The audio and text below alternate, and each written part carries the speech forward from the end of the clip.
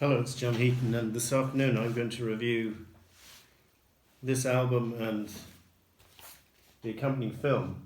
So it's The Last Waltz by the band, and it was their farewell concert from November 1976, performed at the Winterland Arena, San Francisco, California. And Martin Scorsese put this movie together, which is they go well together. This was originally a triple album, and I was just doing some research on it recently, and an expanded version came out with all the other tracks missing from the original album in 2002. Unfortunately, a lot of those extended material was not on the DVD, and I hadn't seen a full version, not a good quality one anyway. This is just the original Scorsese mix from what I can see. But the audio, all of the extra audio is on Spotify, so you can just go check it out. And there's some great songs which didn't make the album on there, from Neil Young, Four Strong Winds, for example, which later turned up on his Comes a Time album, a couple of years after this concert. And then there's a couple of extra Joni Mitchell tracks. There's an extra Dylan track, Hazel, from Planet Waves, which was very nice to hear. So the band is a band I've admired over the years, but I don't own any of their stuff on vinyl apart from this concert. I got their second album, self-titled, on CD. I don't actually own music from Big Pink. That's a bit of a gap in my collection. That was their first album from '68, which includes 3 Dylan covers, I think. So I'm on the lookout for that. They originally went under the name of the Hawks, or maybe not the original lineup, but Robbie Robertson for sure, and a couple of others. And the Hawks supported Dylan in 1965 and 1966 when he so-called went electric and upset a lot of folk people. That was the Hawks backing Bob.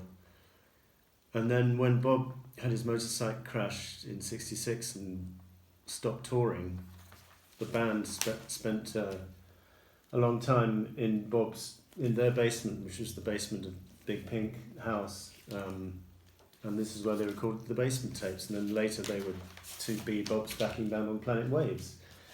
So this concert I was trying to think of which concerts I would really like to have been in the front row of, and this is in the top 3 for me.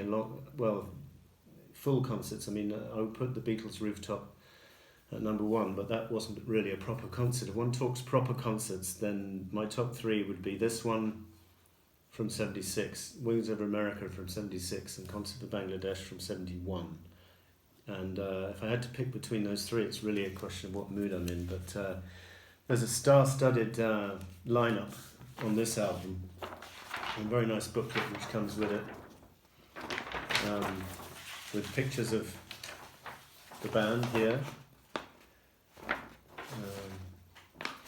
and then the guest musicians. Got Ronnie Hawkins,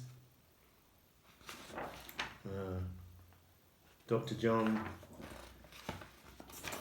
Van Morrison, Eric Clapton, Muddy Waters, Neil Young. Really is a mouth-watering lineup. Neil Diamond, Joni Mitchell, Ringo just turns up on the last track from what I can see, I Shall Be Released. The Staples, Emmylou Harris, who'd sang so beautifully with Bob Dylan on his Desire album. And then Paul Butterfield, Ron Wood, and Bob. So I don't actually listen to this album all the way through that often, I have to admit. I tend to skip straight to the highlights, which for me are the ending of the concert, the Dylan section of the film, and the Neil Young section is great as well. The band do some terrific performances as well. They played well-known songs like Up on Cripple Creek and The Weight, and Shape I'm In, Stage Fright. But I tend to gravitate towards, as I say, Bob Dylan does a stupendous version of Forever Young, which was on Planet Waves. And as I said, Hazel was featured in the concert, or not in the movie. Apparently Dylan only wanted Martin Scorsese to film 2 numbers because he didn't want the film to overshadow the one he was working at the time, Ronaldo and Clara, which came out same year as this album, 78, and didn't get received very well at all. But we're lucky that they did at least film Forever Young and Baby Let Me Follow You Down, which is a rocking number, which is reprised as well. And then I Shall Be Released finishes the album, and this is a Bob Dylan written song, although the band had a version of it out long before Bob put his own version out. I think it came out on more Bob Dylan Greatest Hits in 71, but the band had put their version out in 68, and it was actually it was recorded for the Basement Tapes, although I Should Be Released is not on the album from what I can remember. It's on the bootleg series, but I don't think it's featuring on the album for some odd reason. Robbie Robertson's guitar playing throughout is just nothing short of sensational. He is such a great guitar player.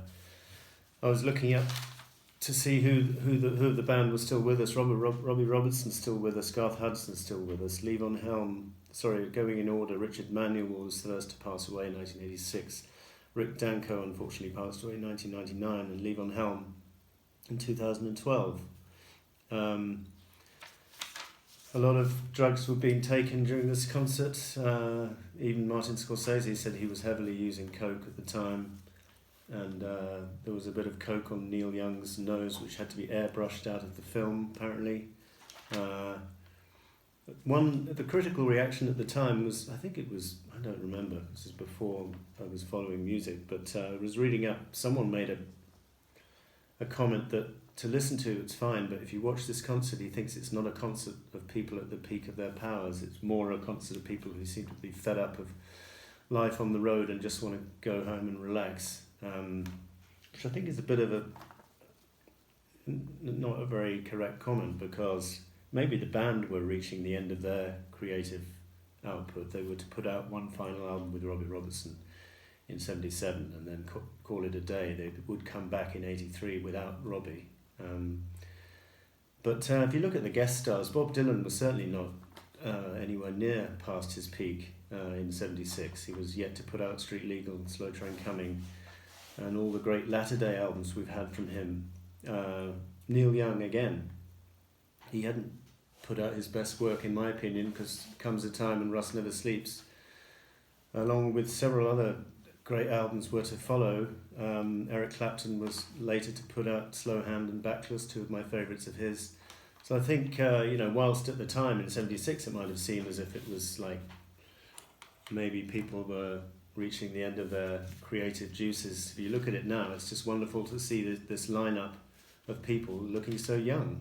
And Bob Dylan literally was at the peak of his powers during this period because he just put out Desire, which I think is one of his greatest achievements, and he'd just been on the Rolling Thunder tour, literally concluded that earlier the same year. So I think this is a superb concert, and I mean to get into the band more than I have done, and apologies, I'm not a complete expert on their output, so if any of you want to recommend albums I should get into or solo work, then please do so. I'm going to check out music from Big Pink, and I'm already familiar with their second album and some of their better known songs, but happy to be educated. So doesn't matter if you didn't agree, and again, sorry I'm not the world's expert on the band, but I just wanted to share what a moving experience a lot of this concert is.